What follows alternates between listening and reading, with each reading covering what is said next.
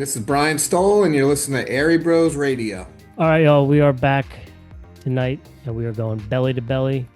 Last week, we're on the cross-country course. This week, we're going belly to belly. That's how we do it over here at Airey Bros Radio. We want to give a shout-out and congratulations to all the teams that competed at the NAIA, NCAA Division I, Division II, and Division III championships over the weekend. Shout-out to Everett Silver winning the NAIA championships. Shout-out to Coach Robert Gary having a athlete place third in the Division I race, and Coach Chapman at Wartburg finishing second. Shout out to all those guys. Congratulations. Very inspiring, and appreciate all the hard work that you all do. But wrestling season is upon us. We're 4 weeks into the college season, and some of the states have gotten their high school season rolling, but New Jersey is getting underway. So we are excited to have our guest with us tonight. Bryan Stoll, he is the head wrestling coach at Delbarton High School. He is a three-time group champion. He's had 24 individual state champions, 69 additional state medalists, 7 years nationally ranked, the 2020 National Wrestling Coach of the Year. Coach Stoll, welcome to Airey Bros Radio. Thank you for joining us this evening. What's going on? Thanks for having me. I'm really excited. We're stoked to have you on and talk about the program and hear about the Green Wave and what you guys got going on heading into the season. Before we do that, if you have any of the socials anywhere you want the folks to find you or the program, the floor is yours. Yeah, you can find us on Instagram at Delbarton Wrestling. I'm on Instagram at Stolio3. Not terribly active on there, but I think that's how you guys ended up getting in contact with me. So yeah, not too much on the social media. I think we need to step up our game a little bit there. But we have plans to expand at Delbarton Wrestling on our Instagram. So stay tuned. There should be there, this season. We're looking forward to it. And so, Coach, probably the most important question we're going to ask you this evening, I think Jimmy and I probably know the answer, but we're always surprised. Is it pork roll or Taylor ham? Oh, Taylor ham, of course. Are you guys crazy? Oh, God. It's a rough way to start. You guys are pork roll guys? Yeah. Yes, we are pork roll. But that would be, I guess, be the other question to you, being a North Jersey guy. As a North Jersey guy, is there such thing as Central New Jersey? You know what? I'm a little bit torn. I always felt like once we crossed over the bridge, we were in South Jersey, but I've been educated a little more recently, and I think Middlesex and Somerset, maybe Mercer can be Central Jersey. I think Ocean and Monmouth's the shore. Okay, I'll take that. We can't call them South. I don't think we can call them South. There's too many North Jersey guys down there nowadays. So, yeah, I'm not giving you guys South, but I'm not giving you Central either. We could just go with the shore. We'll take All the right, shore. we'll take the shore. We'll take that any day of the week. So, Coach, getting started here, tell us about your start in coaching. What's your origin story? Well, shoot, yeah, I wrestled in high school. I grew up in a big wrestling community back in the day. Pascack Hills is the public high school that I would have gone to.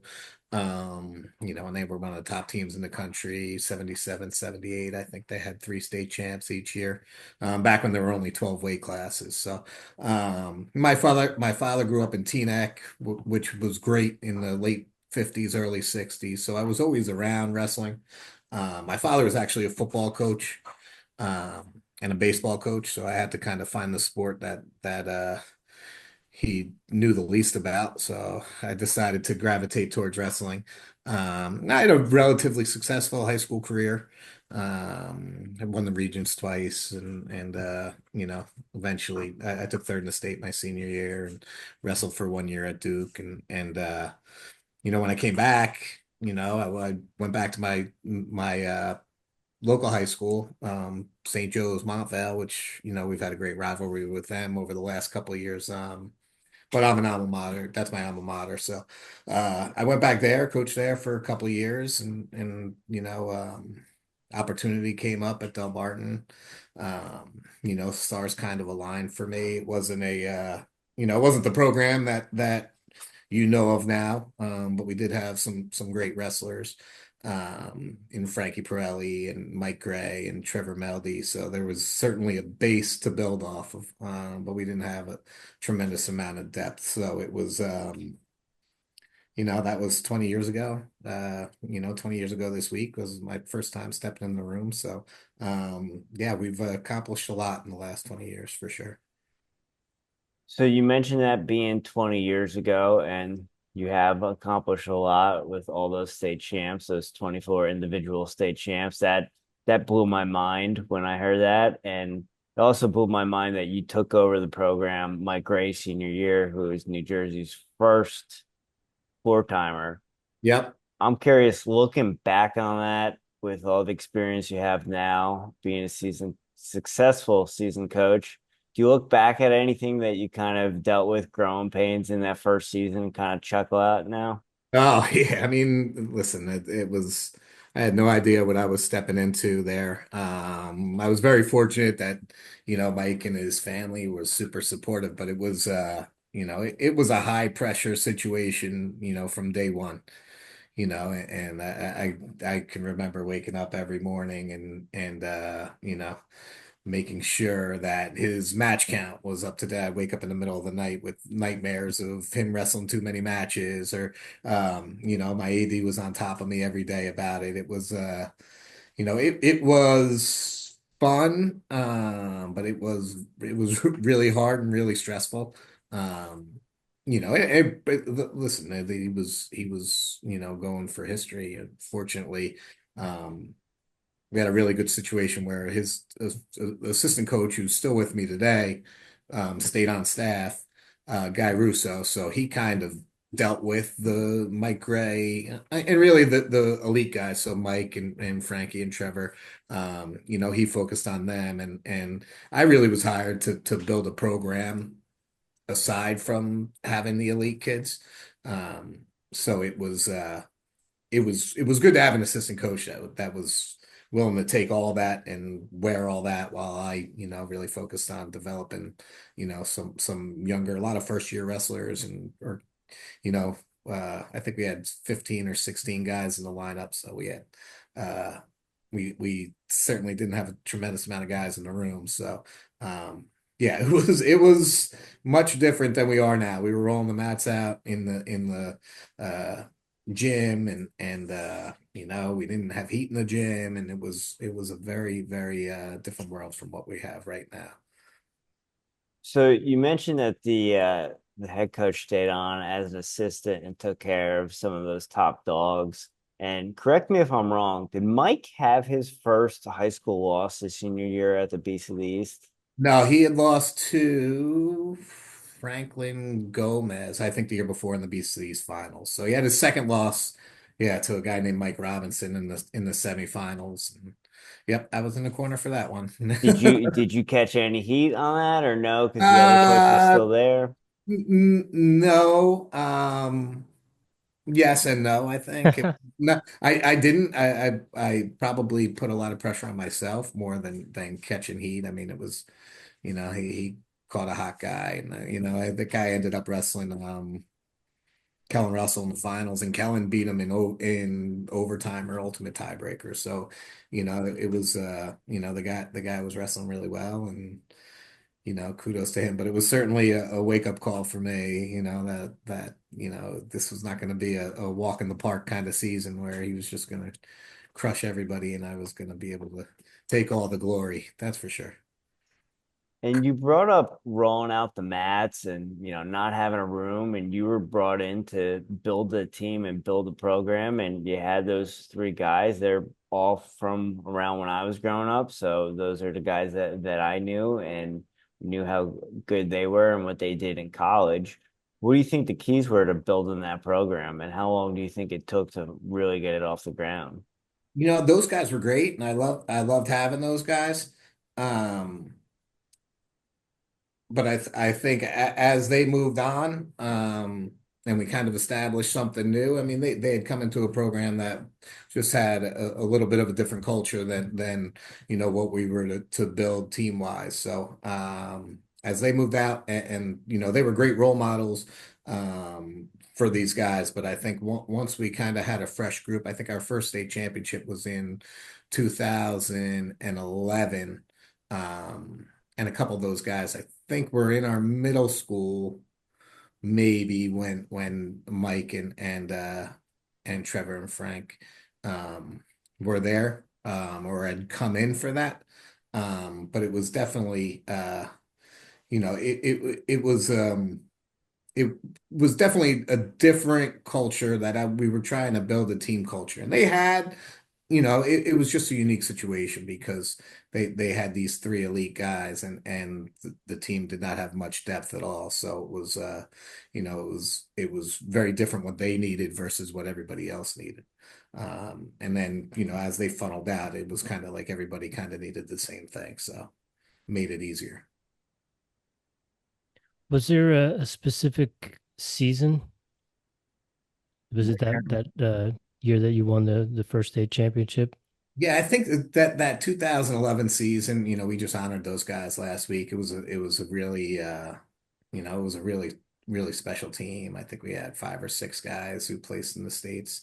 Um, and Max Rogers and Devin Gobo, Jeff Camphora. I mean, all these guys went on. Joseph Johnson.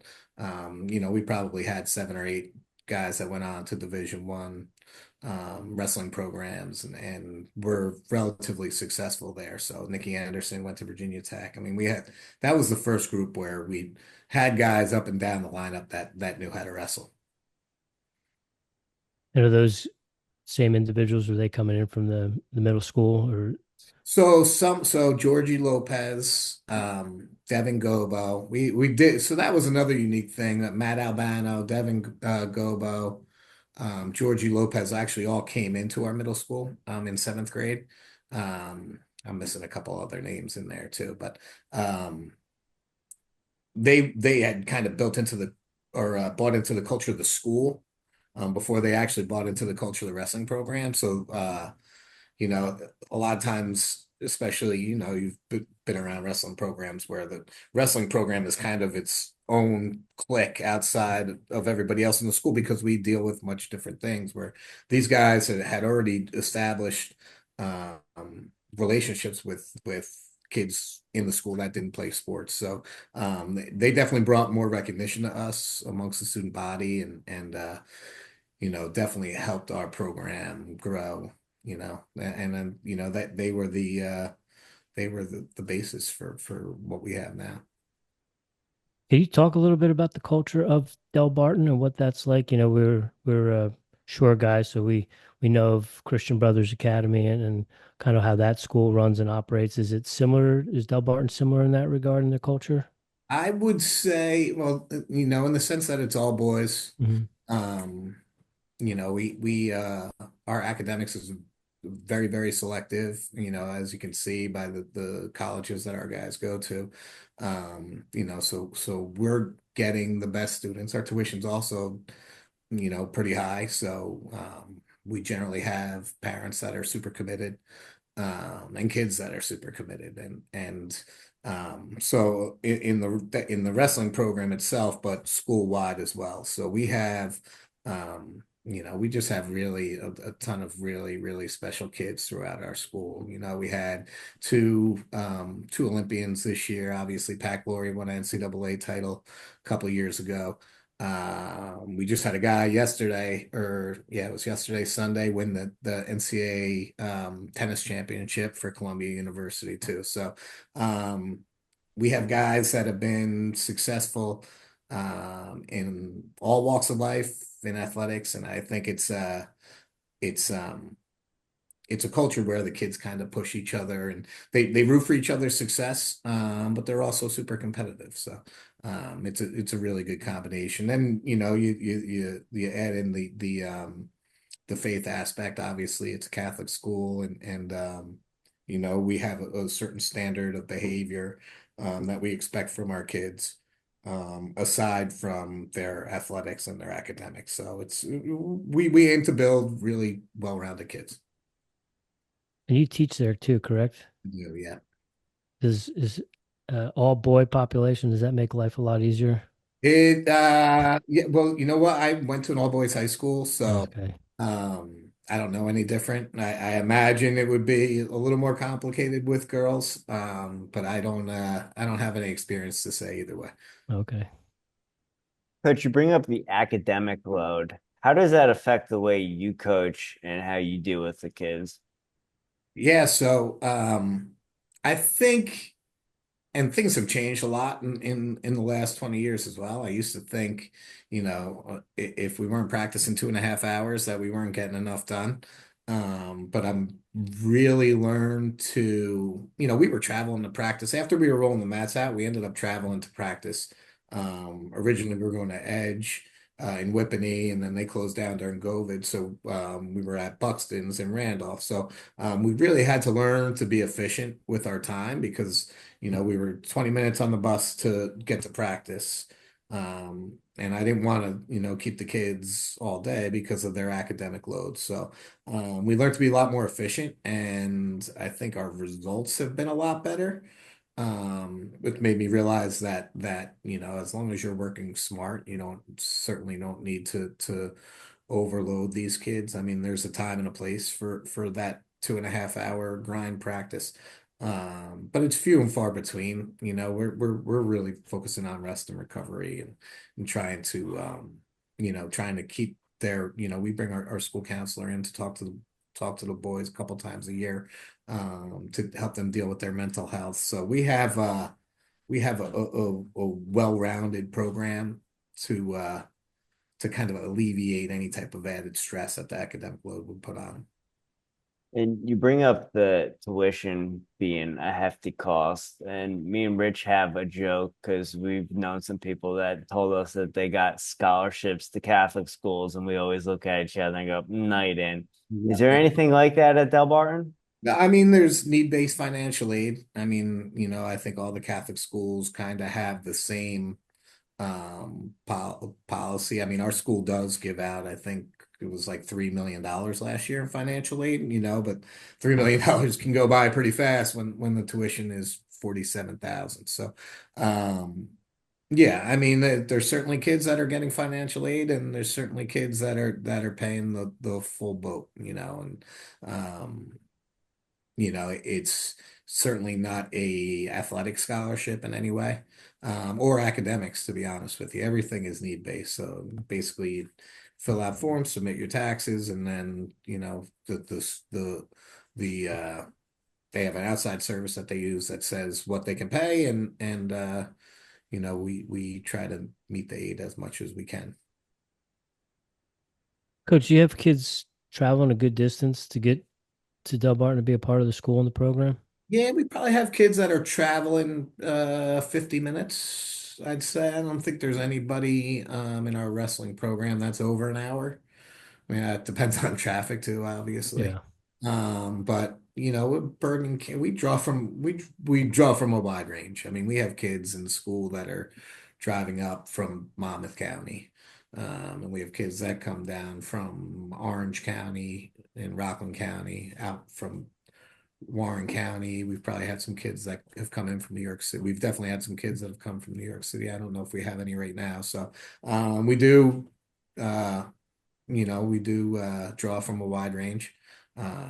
We provide transportation to a lot of those places, so to make it a little bit easier. But listen, these kids are, they're very committed. Sometimes some of these kids are getting on the bus at 6:30 in the morning and not getting home until 7:30, and they still have 2 or 3 hours of homework. So it's it can be a tough life for them, for some of these guys, but they think it's worth it. And for the right kid, I think Delbarton is worth it. Coach, I guess maybe the elephant in the room, so to speak, is the rise of the non-public schools. Like I said, when I was in school, I graduated in 1994, and I imagine that most of the schools in the top 10 were probably public schools. Maybe there might have been, a Camden Catholic in there. I think that was kind of the back end of Paul VI and their dominance and their awesome robes. Over the last 10 years, maybe a little bit longer, we've kind of seen a shift in New Jersey wrestling. Is it the academic and the athletic combination that is I'd say yes for a lot of people, probably. I think it probably has a lot more to do with the club culture. Hmm. I think, when you have kids that are, they're choosing a club from a young age and they have their training partners and their training partners want to go and go to high school together. I think that has led to a lot of it. I think, these kids grew up training together. And back in our day, we were training, with our town team, so we were going to go to high school with our town team. My father happened to be a football coach at the Catholic high school, so I ended up going to the Catholic high school. Um, but it was rare. I mean, I was leaving Pascack Hills, which was a very good program at the time, to go to St. Joe's, which was a up and coming program, but certainly was not on the level of Pascack Hills. So, um, and if you look at it now, it's, I don't necessarily think it's a great thing for New Jersey wrestling. I know that we're part of the problem, but um, I think it's something that just naturally gravitated that way. I think COVID, kind of kicked it in even more. Um, and I listen, I am friends with a lot of public school coaches, and it's a complicated thing because they feel like they're losing guys, and on the other side, it's like, people are calling us to come to our schools. I mean, we're going to turn them away. I mean, we are, we do rely on tuition dollars, as private schools. So, it's a tricky thing.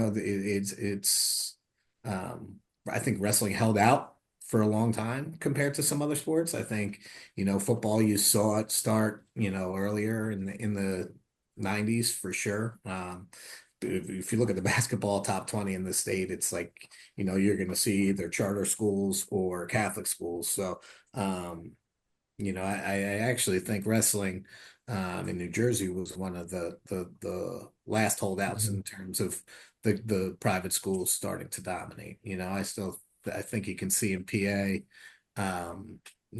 it's they're a couple of years behind us, but you're seeing now with, Faith Christian and Bishop McCord, and, Bethlehem Catholic has been strong for a while, Notre Dame, but these teams are all kind of solidifying themselves. Um, and in PA, they compete for the same dual meet championship, which, at least in New Jersey, we're not competing against the public schools for dual meet championship, where in PA, the public schools have to go head to head with them on the team side. We don't keep team score in our state tournament. I think all those things kind of save us a little bit in the sense that, we're not competing against public schools for trophies essentially on the state level. So that when the kids get down to Atlantic City, they're wrestling, obviously for their school, but they're wrestling for themselves. And that kind of differentiates us from some other states where, the issues bubbling over even more, I think, in PA right now than it is in New Jersey. And New Jersey is one of the few. I think California, maybe Indiana is the only other two that have one individual state champion. Yep. With the rise of the non-public schools and the private schools, has there been any talk or amongst the coaches or the higher ups to make I separate divisions? I mean, I think there was before. It kind of quieted down. I'm sure it'll come up again. It actually passed um well, maybe 10 years ago now when they broke up the old Region 6. They actually passed to separate the non-publics. And then it went to the Commissioner of Education. The Commissioner of Education turned it down. But then we took that opportunity as a state to kind of separate, break up the old regions, which I don't know your guys' opinions on it, but I know there's a lot of people down there that wanted it, and now all of a sudden they say, I don't know. It was they're going to put us wherever they want, and now they're kind of rotating the non-publics to spread us out, which um, is causing different problems. I think we have a system right now in New Jersey that's been designed to spread out the talent amongst the 8 regions. Unfortunately, we've lost a lot of local rivalries because of that. Mm. But I think a lot of that um, has probably been necessary because of the rise of the non-public schools. And I like the system that we have now. I think once we blew up the old regions, um, it was kind of like this is the best way that we could go about this. Did we have to blow them up? In hindsight, could we have moved a couple teams around and get things straightened out? Probably, but then, Region 2 from back then would have St. Joe's and Bergen Catholic and Don Bosco and Paramus Catholic, and you'd have very few public schools getting out in that old system. So we would have still needed to figure out a way to realign the non-publics. It's funny you bring up California because they're mostly public schools that are dominant out there, but there's still like 6 schools have like nearly half of the place winners, right? It's Clovis, Buchanan, Gilroy, St. John Bosco, which is a private school. Um, and there's 2 other schools, but I mean, Poway. Poway, yeah. And there was one, I think it's 6 schools that had like 40 something percent of the place winners. I mean, Poway, I think, had 11 last year. Buchanan had 11 last year. So they have a similar problem there, in that the talent is um, very centralized in individual places. And it's even more pronounced probably because they have 800 and something schools in their state, and half the medals are getting taken by 6 schools. It's crazy, but I mean that's kind of the way our sport has gone with the specialized coaching and the year-round wrestler and the lack of the multi-sport athlete. It's just it's not just our sport, obviously, but we're seeing it in our sport because it's what we care about. Coach, you said you're not going to turn around or turn someone who comes to the school, especially if they're a good wrestler. Is there any recruiting that goes on your end? I, you know, it's a funny word, recruiting. So, I've never gone to a tournament or looked through the brackets or watched a video and said, oh man, we need to get that kid. But there's a culture within our program where, as we talked about the clubs, like we have kids who go to club, and there's younger kids at their clubs that look up to these kids. So they want to wrestle on the same team as Jaden James or Alessio Prin. So ultimately, there is a point where, I wouldn't necessarily call it a recruitment. It's more of a explaining to them the benefits of our school. But not going out and targeting kids. I've never felt comfortable doing that. But sure. I mean, these kids go to the best clubs in the state and in the country, and these younger kids are around them all the time. So, for a kid to say, oh, you should go to Delbarton and you could come be on my team. I'm sure that has happened a million times. That's something that, the rules have changed, obviously. Before there were rules even against that. And I always thought those rules were silly, because how could I prevent, a kid or a parent from telling another kid that they love Delbarton and they think that they think they would love the school, I mean that, whether they happen to be a good wrestler or not, it's the rules were unenforceable before. Um, but ultimately, yeah, I mean, it's a program where we've kind of built it where, the kids our kids sell the program, and, our program, what it does out in public, hopefully, is something that people watch and want to be a part of. You Yeah, mentioned success breeds success. Yeah, success breeds success. Yeah, and also, how they carry themselves. Like you want kids that when you're at the state tournament and you watch how a kid behaves. And this is for me as a coach. And as a parent, I always watch the kids after they lose and how they handle themselves. And listen, I'll be the first one to tell you that, we've definitely had kids that have not handled losses well. We've had coaches like myself that haven't handled losses well. But that's something that I'm really conscious of and something that we talk to the kids about, about what they're representing every day for us. Yeah. Coach, is the school a big legacy school? Do you have a lot of students that their parents were graduates at We Delbarton? do. We Yeah. do. I'd say maybe 10%, Okay. maybe less, maybe more. I don't know. But there's certainly a fair amount of kids that are, yeah, their parents came to the school. Okay. Coach, you mentioned the club culture and how a lot of your student athletes go to clubs. How do you manage that workload during the season? Well, I'm very fortunate to have good relationships with a lot of the club coaches. I mean, I would count Ernie Monaco and Jeff Buxton as two of my biggest mentors in my life. So to be able to reach out to them whenever I want. I mean, Omar at Scorpions and Carlos at Jersey 74. Like I've been around this sport my whole life, so I know all these guys. Mario Mason. Like I wouldn't go on Damian Logan.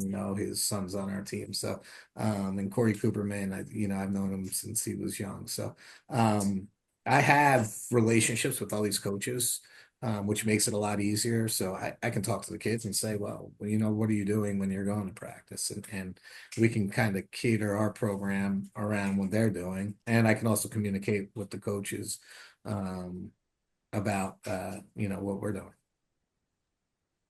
And I feel like, sorry, sorry, Joe. Rich.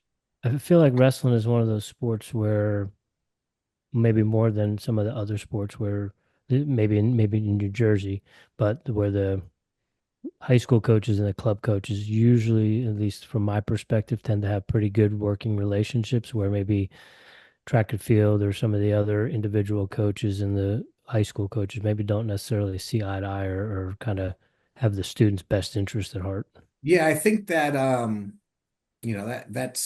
think that's changed a lot in since I went to high school. And remember, you could talk to Ernie about this for sure. He'll tell you how, coaches didn't want their kids going to club and there was a lack of trust before when people really knew what club wrestling was back then. But yeah, we've definitely, it's tricky with the endurance sports. You talk about cross country or swimming, and the way that the training is scheduled is so specific in those sports that um you would have diminishing returns, right? If the coach and the club coach and the high school coach aren't on the same page. I'm very fortunate to have good relationships with a lot of the coaches. I think more and more as time's gone on that yes, I think we understand that our goal is to put the best New Jersey wrestlers out there and then ultimately have them go on to college and be successful. And I think that's a goal of everybody in New Jersey wrestling. I think Yeah. we take a lot of pride in the success that our guys have on the NCAA level, and then even more so on the Olympic level. To see Jersey guys in the Olympics every year is amazing. I wish more of them would be wrestling for our country and not for Puerto Rico or somewhere else. But that's a discussion for another day. So that they might be finding some of those individuals in the future. Do you see Yeah, that? yeah, they're changed away. I don't know. It's another tricky one.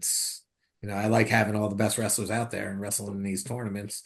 Um, but at the same time, I want our resources in the US to be going into our guys. When we're seeing our guys coach in other countries, it's and helping other countries, it's a different thing. So I'll be interested to see how that works out if it's It's legal. a slippery slope for Yeah. sure.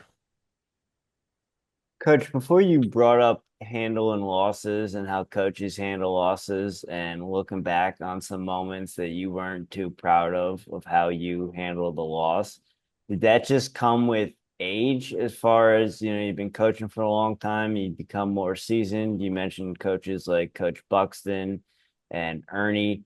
How do you how do you think you kind of matured? And in those situations where you didn't handle it the way you wanted to, was that something that you were able to go up to the kid after and talk to, or years later you kind of were able to reflect on it? No, I mean, no, usually it's the heat of the moment. You know, a lot of times it has how I talk to the officials.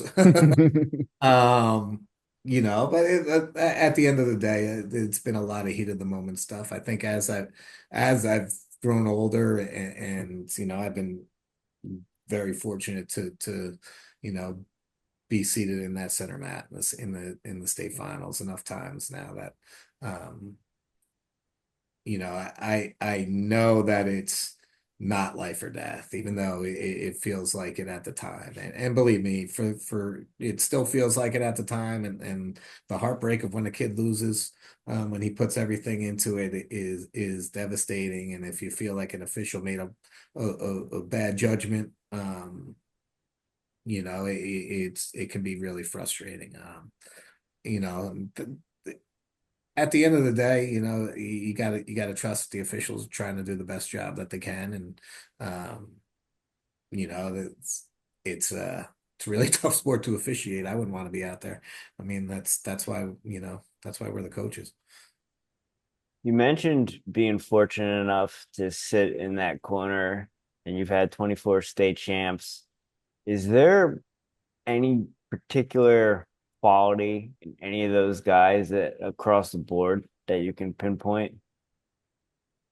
The state champs, Well, guys who made the finals, just yeah, like something that they do better than others. they're tough. They're tougher. They're the toughest. I mean, that's at the end of the day, like you know, technical aspects, great. Strength is great. But I've never coached a state champ that lucked his way into it. Like he had to win a tough match at some point in that tournament, whether he had to fight off his back or gut out, a ride out, or I mean, you even look at Pat Glory. I mean, some of the stuff some wild matches in Atlantic City for him. Where he gets put on his back in the quarterfinals in a tight cradle. I don't know how he fought out of it.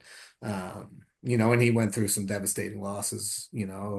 That Rivera loss, which everyone always talk about, but the stuff like that makes you tough, and all those guys are gritty, they're tough, they'll fight for it. So yeah, I mean that's the number one attribute. I gotta love wrestling too. You gotta hate losing, but you gotta be tough. You That's mentioned, sorry, Rich, talking over each other tonight, my bad. You mentioned you have to love wrestling. And Rich and I always talk about we were kind of the outliers when we were growing up because we loved wrestling. And back then it was cool to hate wrestling. And we've seen plenty of state champs in New Jersey, especially that have won state titles off of fumes of being good youth wrestlers. Do you see that changing in the culture? I do. I do. I mean, listen, it's hard to predict who's going to be successful on the next level. Um, because that definitely does still exist. Those guys that are just gritty and know how to win, but they've had enough of wrestling and it's kind of worn them down emotionally and physically. Um, so I think that still does exist, but um, I think it's a little more rare. I think coaches are doing a much better job. One, I think there's a lot less weight cutting. But two, I think coaches are doing a much better job of making practices fun. I mean, the Penn State kind of changed the whole thing, right? We grew up with Iowa being the dominant team, and Iowa wrestling never looked fun.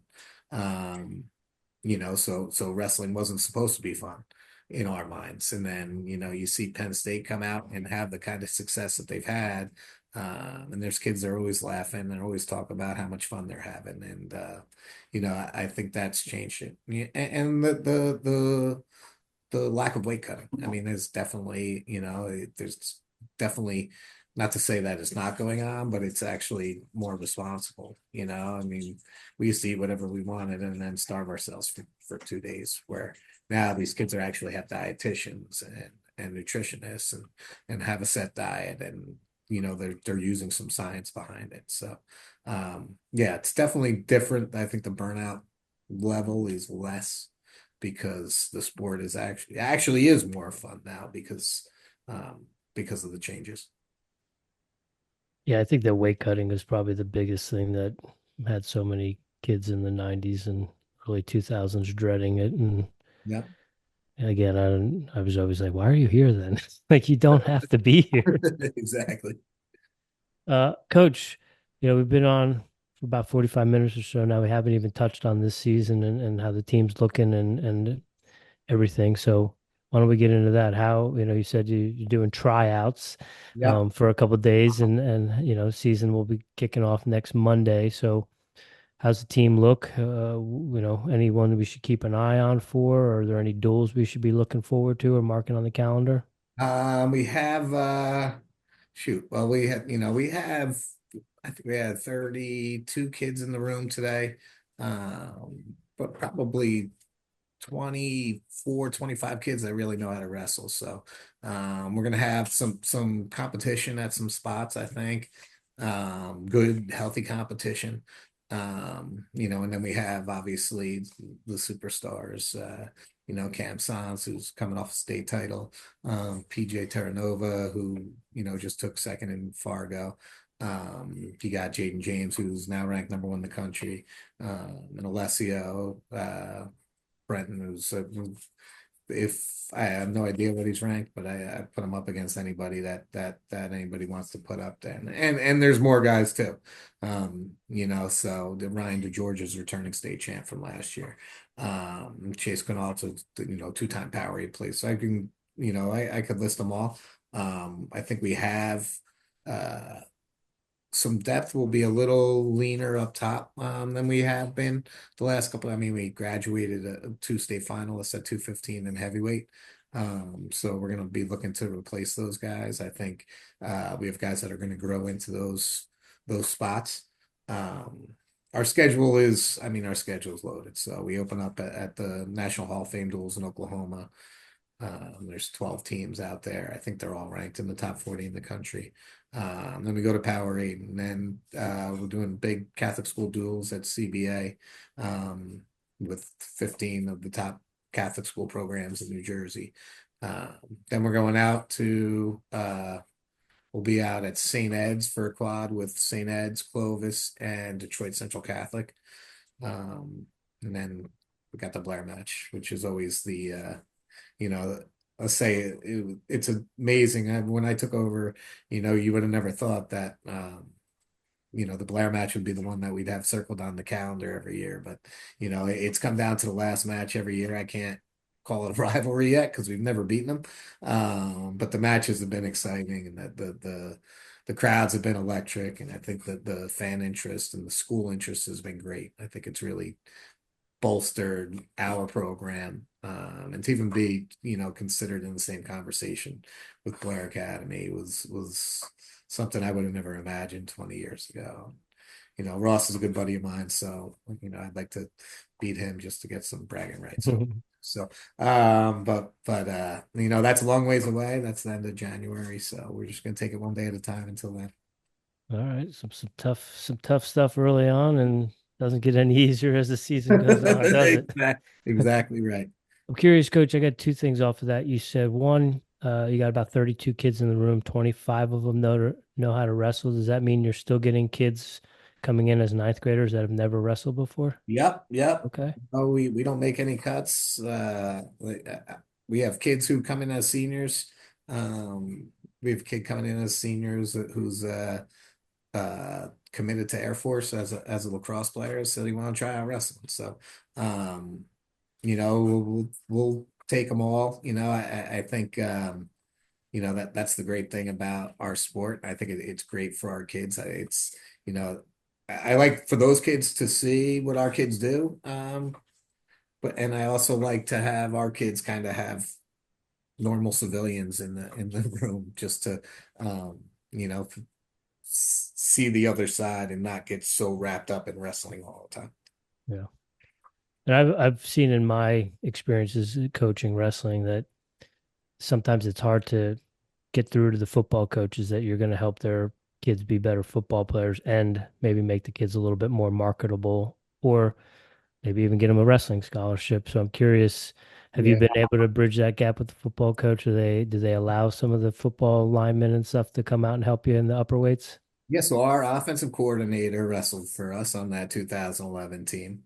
Um, my assistant coach that I mentioned before, Guy Russo, his son is one of the offensive line coaches, and then Nick Mangold. I don't know if you've ever heard of him. He was I don't know if he's in the Hall of Fame, but he's on the Ring of Honor for the Jets, and he wrestled in Ohio, and he's coaching. So we have we got a lot of advocates within the football program.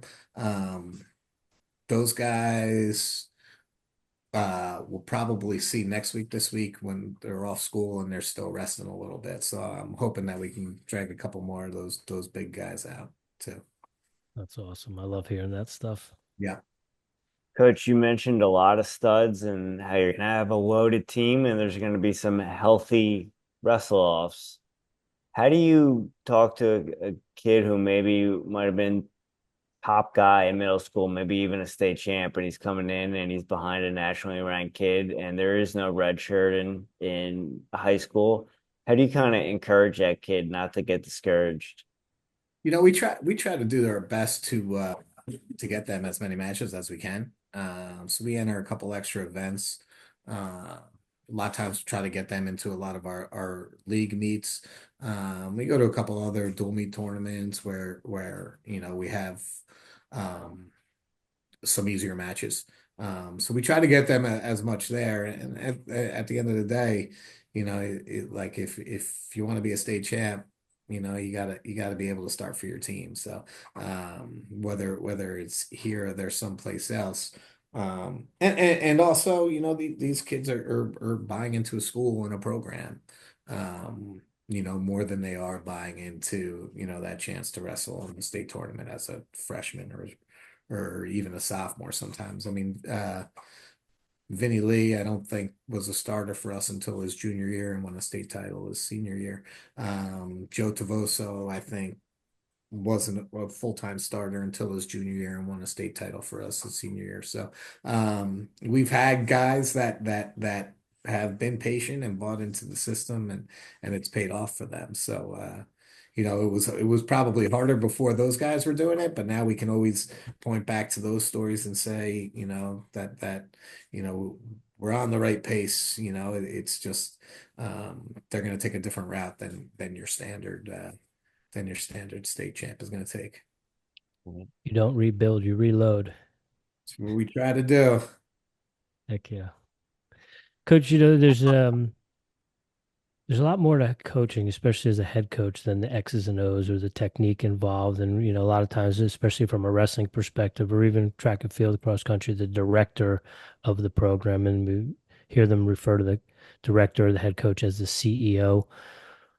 Outside of, the X's and O's and the technique, what is your other roles look like? What are the things you like doing? What are maybe some of the things you might hand off to one of the assistants? Yeah, I just try to hand off as much as I possibly can so I don't have to do anything. But you know what? Honestly, I like spending time with the kids and getting to know the kids and being in the building. Our coaching staff's about half in the building, half out.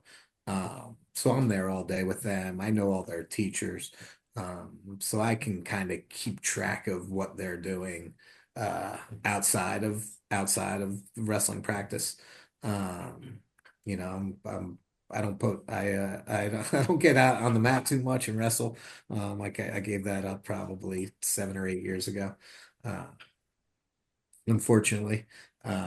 But there's certain practices and certain drills that I really like to run, and take the reins on. But I'm really fortunate to have great staff of coaches.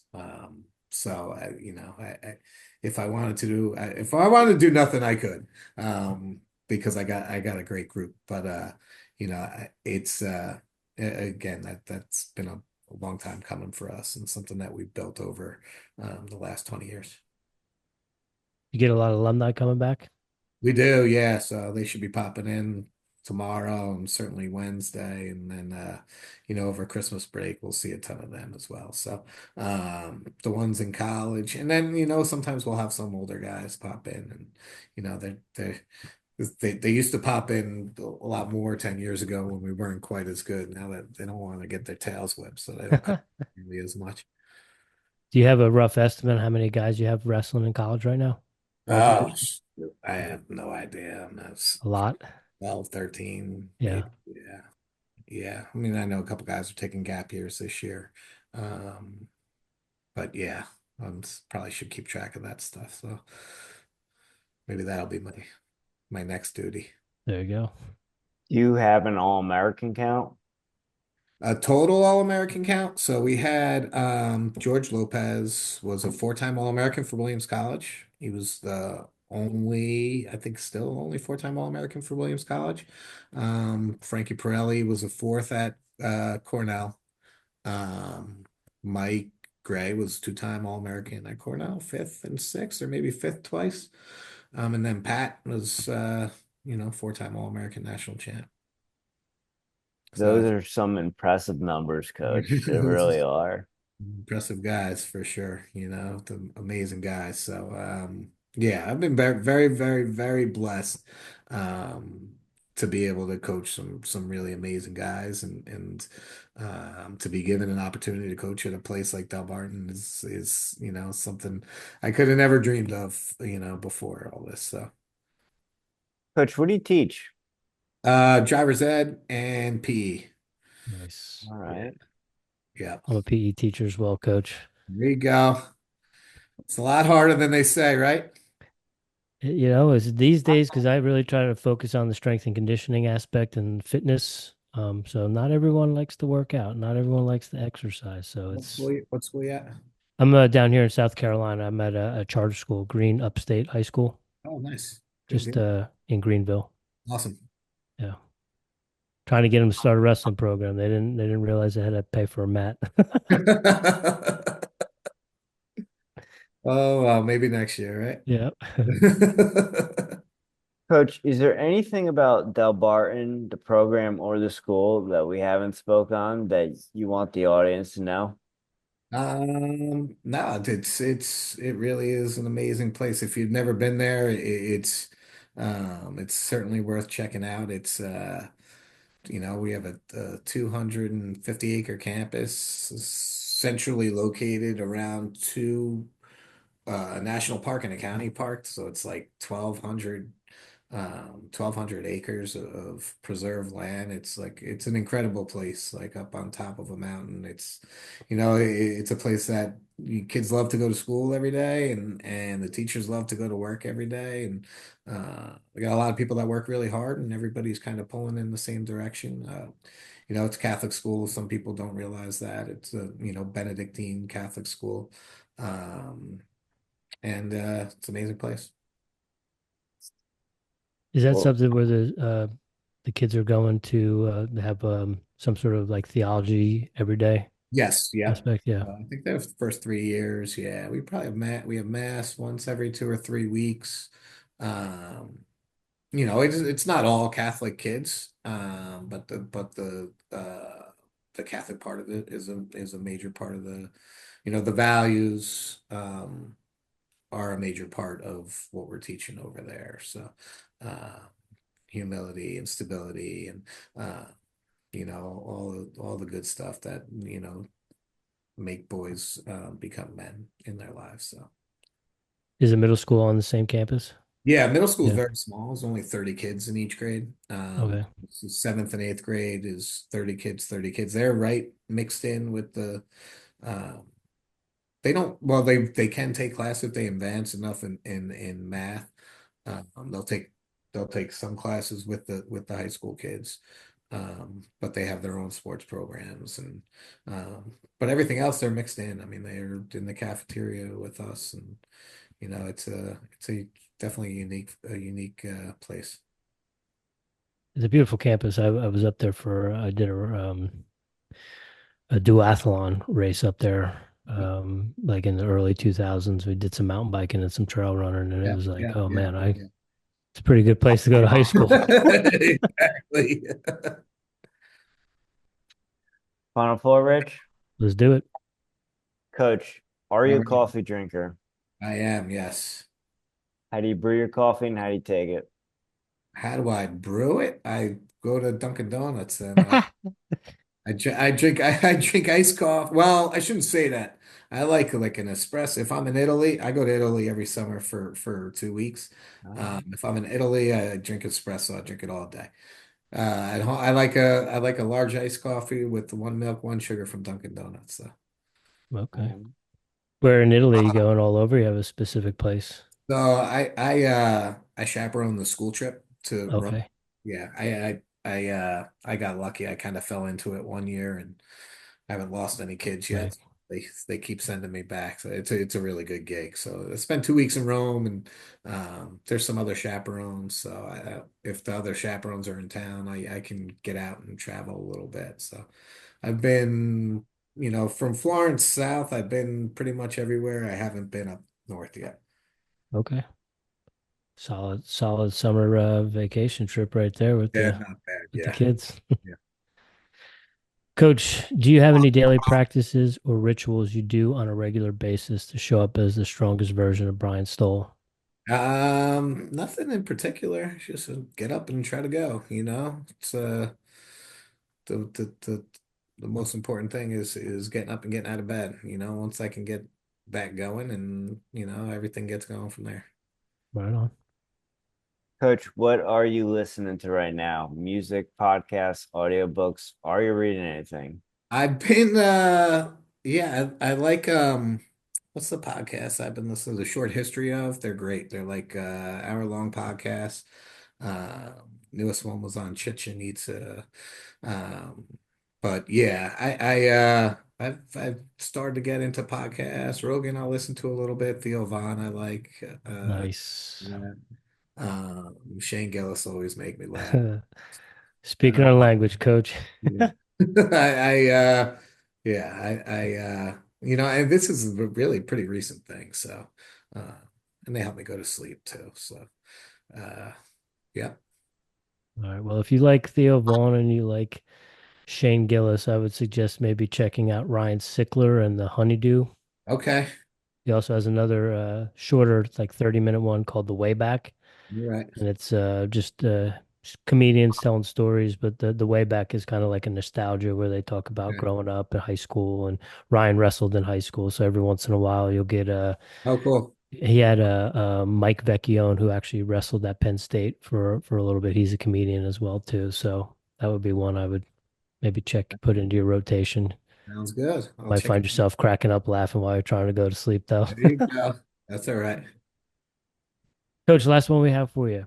Do you have a guilty pleasure? It could be food. We know you said you go to Italy to do some travel, maybe some espresso. I am definitely a foodie. Okay. I've eaten a million hot dogs in my life, probably. I like pizza. I don't like anything healthy, unfortunately. So yeah, so hot dogs probably. Beer and hot Okay. dogs. Beer and hot dogs. Are you doing like craft beer or you go like Yeah, I do drink a lot of craft beers. Yeah, I do like them. okay. A lot of brew. IPAs or what's your Yeah, I like IPAs. I've been moving to Pilsners recently. The IPAs little palate fatigue? have beat you up a little bit too. So, yep, Yeah, I found that out the hard way during COVID. yep, exactly. Had to switch over to the Pilsners and the lagers and then Yep, eventually just stop. exactly. Oh, good for you. Yeah. Coach, thank you so much for your time. This was a really great conversation. Thank you for educating two public school guys on Delbarton. Of course, we know the name Delbarton Wrestling, but it was good just to kind of get the inside scoop. See the dynasty that you have. I had no idea that you've coached 24 state champs. I can't get off of that. My mind is blown. But thank you so much for tonight. We really enjoyed this conversation. Awesome. Thank you. Yeah, Coach, honor and a pleasure. And we look forward to following you this season. Hopefully we'll add to that 24 and we'll get a W over Blair this year. Yeah, let's knock on wood. Let's get that done. Best of luck to you, Coach. Have a great Thanks, holiday fellas. season, Really too. appreciate it.